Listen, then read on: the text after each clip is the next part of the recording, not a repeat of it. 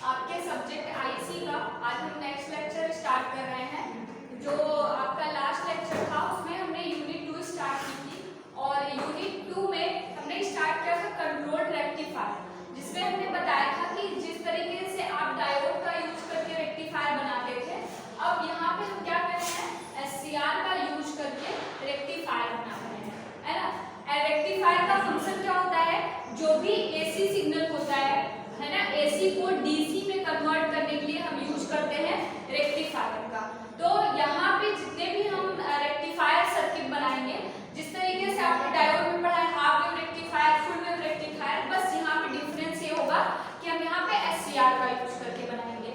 तो सबसे पहले जो फर्स्ट है आपका स्टार्ट करते हैं single phase half wave rectifier, है ना। हाफ वेव कंट्रोल रेक्टिफायर हमने बताया था, हम इसको क्या बोलते हैं, कंट्रोल रेक्टिफायर इसलिए बोलते हैं क्योंकि जो एससीआर होती है कंट्रोलिंग डिवाइस होती है ना, और इसलिए इसको हम हर जगह पे क्या लिखते हैं, कंट्रोल रेक्टिफायर, जबकि डायोड जो होती है आपकी अनकंट्रोल्ड डिवाइस होती है। एससीआर को हम गेट के थ्रू उसके वोल्टेज और करंट को हम कंट्रोल कर सकते हैं, इसलिए हम उसको कंट्रोलिंग डिवाइस बोलते हैं। अब यहाँ पे स्टार्ट करते हैं single phase half wave rectifier ना। इसका मतलब हाफ वेव का ये मतलब है कि एक बार आप जब भी एसी सिग्नल देते हैं तो एसी में आपको पता है एक बार पॉजिटिव पल्स जाती है और एक बार नेगेटिव पल्स। हाफ वेव का मतलब है कि यहाँ से यहाँ तक एक आपकी पूरी क्या होती है, कंप्लीट साइकिल होती है 360 डिग्री। मतलब ये केवल पॉजिटिव हाफ साइकिल या 0 से 180 डिग्री पर ही जो एससीआर होगा वो कंडक्ट करेगा, जबकि जैसे ही नेगेटिव हाफ साइकिल आएगी, ये इस कंडीशन में आपको जो एससीआर है वो ऑफ कंडीशन में चला जाएगा, क्योंकि यहाँ पे हमें एसी के लिए केवल एक ही हाफ साइकिल के लिए आउटपुट लोड पर मिलेगा, इसलिए हम इसको बोलते हैं हाफ वेव रेक्टिफायर, है ना। अब देखिए सबसे पहले आपको बस यहाँ पे यही बताना है कि जो हाफ वेव रेक्टिफायर है इसे हम एससीआर कंट्रोल में, कि जब भी हम एसी सिग्नल अप्लाई करते हैं तो पॉजिटिव पल्स देने पर एससीआर होता है वो ऑन की कंडीशन में होता है, और जबकि नेगेटिव पल्स अप्लाई करने पे जो एससीआर होगा वो ऑफ हो जाएगा, मतलब वर्क नहीं करेगा, इसलिए हम उसको बोलते हैं हाफ वेव कंट्रोल रेक्टिफायर। अब हम आते हैं वर्किंग पर। देखिए वर्किंग में यहाँ पे इसकी जो वर्किंग होती है बहुत ही सिंपल होती है, क्योंकि आपने जो एससीआर है इसका पूरा आपने कैसे ये वर्क करता है लेयर डायग्राम से पूरा समझ रखा है, तो यहाँ पे आपको वर्किंग बहुत इजी लगेगा। देखिए सबसे पहले अगर आप यहाँ देखेंगे तो हमने क्या दिया है, सिंगल फेज एसी सिग्नल दिया है। एसी को हमें क्या कन्वर्ट करना है, लोड पर हमको क्या करना है, उसे डीसी में बनाना है। तो ये क्या है, सिंगल फेज रेक्टिफायर है, इसलिए हमने यहाँ पे क्या दे दिया, सिंगल फेज एसी। अब देख रहे हैं यहाँ पे आपका एक एससीआर कनेक्ट है, ठीक। एससीआर यहाँ पे रेक्टिफिकेशन का काम करेगा, मतलब यही होगा जो एसी को डीसी में कन्वर्ट करेगा।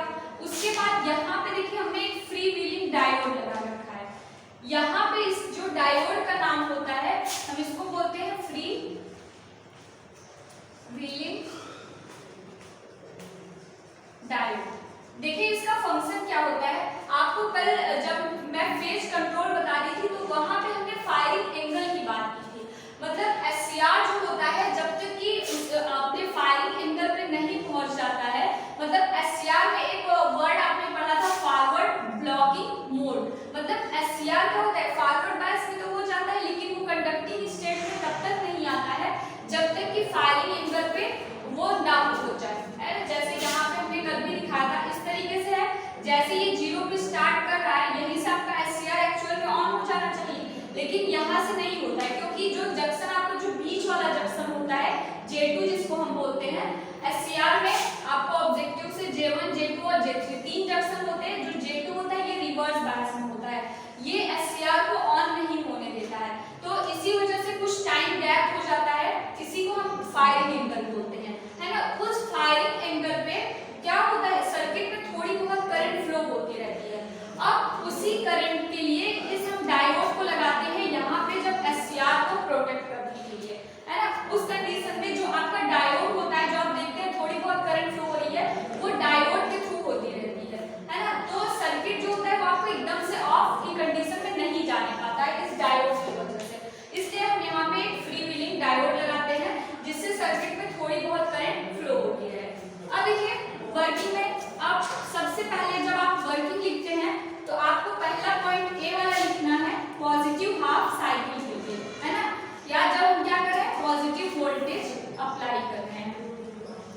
अब देखिए जैसे ही पॉजिटिव हाफ साइकिल जाएगा, आपको पता है ये इसका क्या है, एनोड टर्मिनल है, और इधर वाला क्या है, कैथोड टर्मिनल है एससीआर का। अब जैसे ही इस एनोड को क्या मिलेगा, पॉजिटिव वोल्टेज मिलेगा, इसका मतलब एससीआर किसमें हो जाएगा, फॉरवर्ड बायस में। अब जैसे आपका एससीआर क्या होगा, फॉरवर्ड बायस में जाएगा।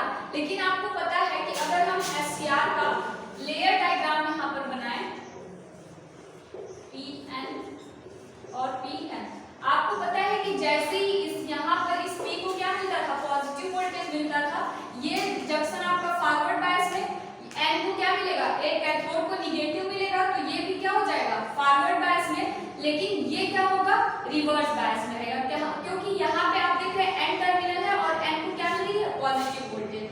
अब अगर ये रिवर्स बायस रहेगा, तो अगर हम इसका वेवफॉर्म डायग्राम बनाएं, देखिए हमने पॉजिटिव हाफ साइकिल में देखा कि यही जो आपका, अगर हम इसको पॉइंट ओ मान लें, तो ओ से जो T1 के बीच है, यही कंडीशन है क्या, फॉरवर्ड ब्रेक ओवर की, है ना, फॉरवर्ड ब्रेक ओवर वोल्टेज की। यहाँ पे आपका एससीआर, मतलब हमने सप्लाई तो दे दी है, लेकिन एससीआर पूरी तरीके से ऑन की कंडीशन में नहीं जा रहा है, तो यही इसी को बोलते हैं फायरिंग एंगल।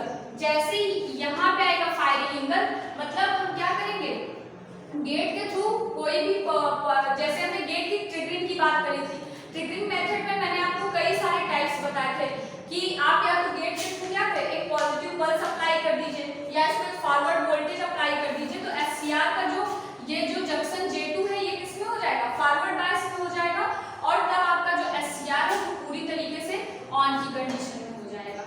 तो ये है आपका एससीआर की क्या, ऑन की कंडीशन। मतलब यहाँ पे जब आप एसी वोल्टेज दे रहे हैं तो एससीआर आपका ऑन हुआ, और यहाँ से क्या जाएगा, आपको एक डीसी पल्स मिल जाएगी। अब देखिए कंडीशन नंबर ए हमने देखा पॉजिटिव हाफ साइकिल के लिए।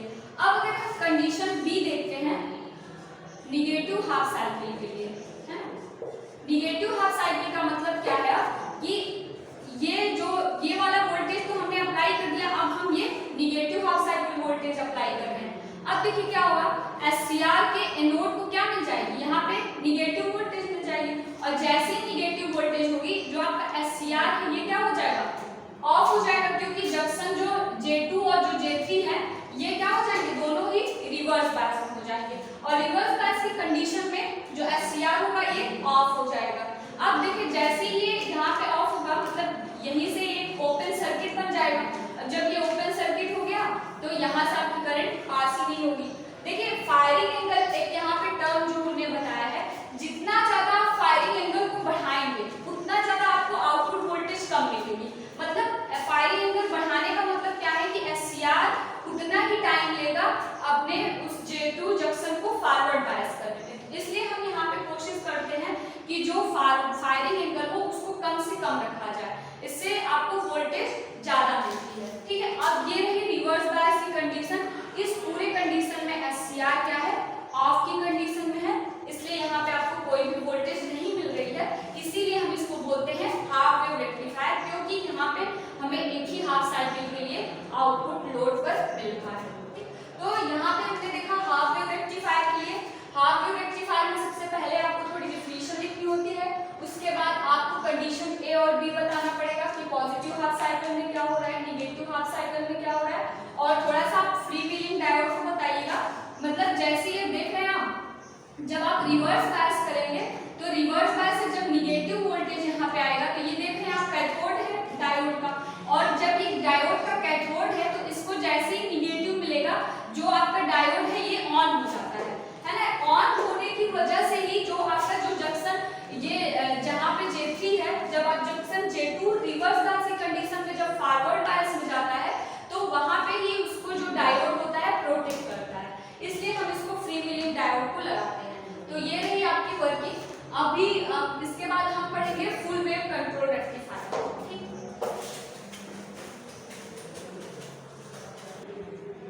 और जब भी आपको ग्राफ बनाना है तो ग्राफ में आप इस पॉइंट को O मानिएगा, है ना। तो O से T1 तक हम क्या बताएंगे, जो फायरिंग एंगल यहाँ पे फायरिंग की कंडीशन है ना, या इसी को आप बोलेंगे फॉरवर्ड ब्रेक ओवर, यहाँ पे फॉरवर्ड ब्रेक कंडीशन है।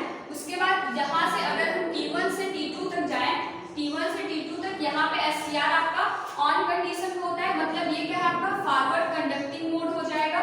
उसके बाद जो यहाँ पे अगर हम जाएंगे T2 से T3 तक, तो यहाँ पे SCR क्या होगा आपकी ऑफ कंडीशन में होगा, मतलब यहाँ से आपकी निगेटिव हाफ साइकिल स्टार्ट हो जाती है और फिर से ये क्या हो गया पॉजिटिव हाफ साइकिल हो गया।